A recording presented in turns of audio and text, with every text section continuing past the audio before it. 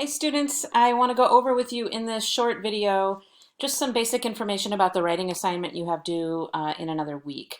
So I'm here in weekly content for week 10, which is where you should always start your week by reading over the overview and in addition to the reading guide, other supplemental materials that I've provided for you for the week.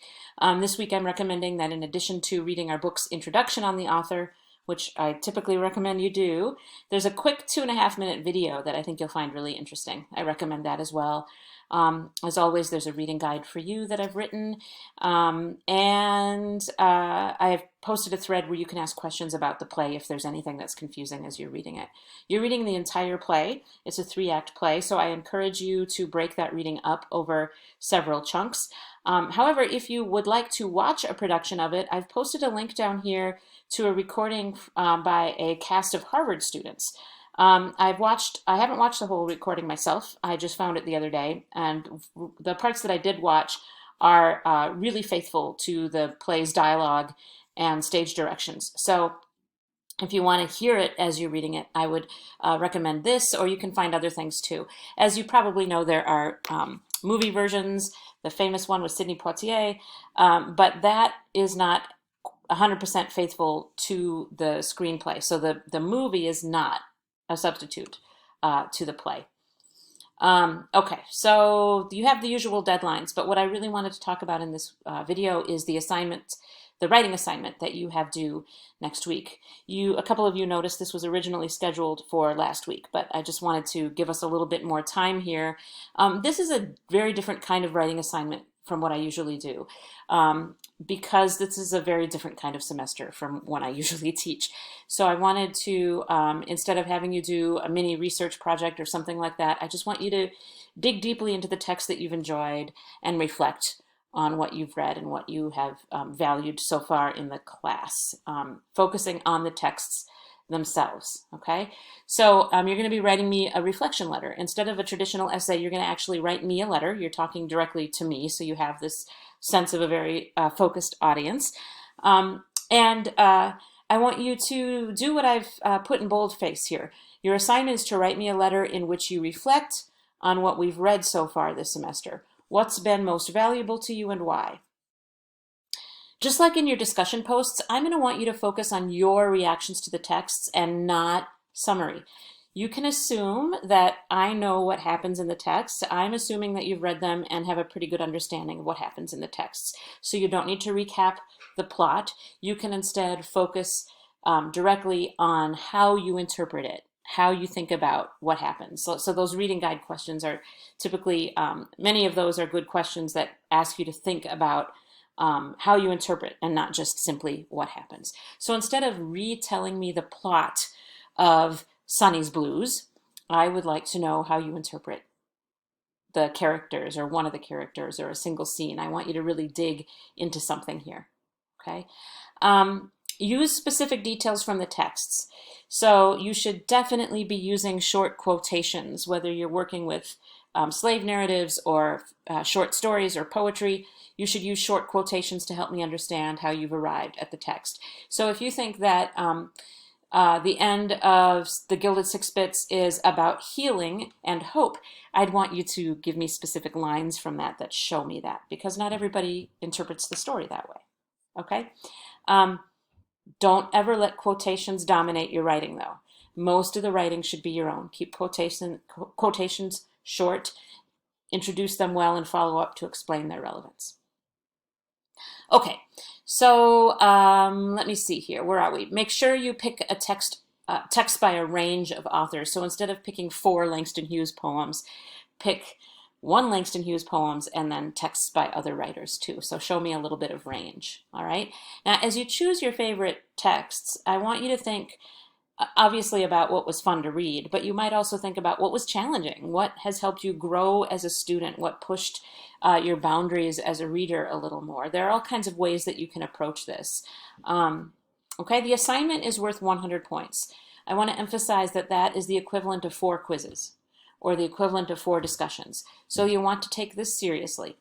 And the way that I've set this up is that you will have some control over the grade that you earn. So there are these various characteristics of an A paper, a B paper, a C paper, and so on, and you can choose what you want. So if you want to go for an A, you're going to write about 5 assigned texts by at least 4 authors. So maybe you'll have a couple poems by Claude McKay, but 5 assigned texts total by at least 4 different authors. You're obviously going to show strong comprehension and original thinking. You're going to write at least 900 to 1,000 words. We can say 1,200. It can be over 1,000, but not by too much. So that's about 3 pages in most fonts. It's going to use strong textual evidence to support your points. The quotations won't be overbearing, or they won't dominate, and they'll be successfully integrated. Multiple focused paragraphs, and good, clear, error-free writing. Okay, so that's an A paper. Let's say that you are happy with a B. You might choose this option and choose 4 texts. Choose at least 750 words, and so on. Okay, so of course I will be evaluating the support category and comprehension category and how well you're actually comprehending things, but you will have some degree of control over the grade that you're going for here. Okay, so as it says here, there's no pressure to choose the A option. I'm hoping you will, but if you are happy with a B or a C, if you have a lot of priorities going on and you have to balance them carefully, then you might just choose one of these options that is less demanding. Okay, if a letter contains plagiarism, it will earn an F. I've seen more plagiarism in the discussion posts lately. So please do not use cheating websites. Stay away from anything that's designed to take you away from your own thoughts. Don't be tempted to do anything silly. I will probably know, and I will be sad if you plagiarize. Finally, the format. I really do mean that this should be a letter. You can start with a salutation like Dear Dr. Koch and sign your name at the end. I know some of you have been told never to say I or you in a formal essay, but I don't believe that advice, for one thing. And B, it's a letter, so you can use personal pronouns. You can use a conversational style if you'd like you have been in discussions, but it is a formal assignment, so please give a little bit of time at least to proofreading your grammar and spelling so that your ideas are clear, okay? Things like the spelling of authors' names, and so on. I'm going to post an additional guide for you to remind you of some other keys for writing about formal literature. Things like titles of novels and longer works like plays and slave narratives, autobiographies. Those titles are in italics. Titles of short stories and poems, titles of shorter things go in quotation marks. Little tiny things like that. I'll post some reminders about that, but they won't be nearly as important as the substance, the content of your paper. Okay, so remember all that stuff you learned in English 101 and your high school classes and about good reader-friendly writing. Okay, to submit a Word document, please, on D2L assignments. I have linked to the folder. So if we go back to content, we want to go to weekly content and go back to week 10. I have posted the assignments folder right here, and that's where you upload your assignment when it is completed. Please do not email me your assignments. Another way to find that assignments folder is by clicking assessment and assignments up here.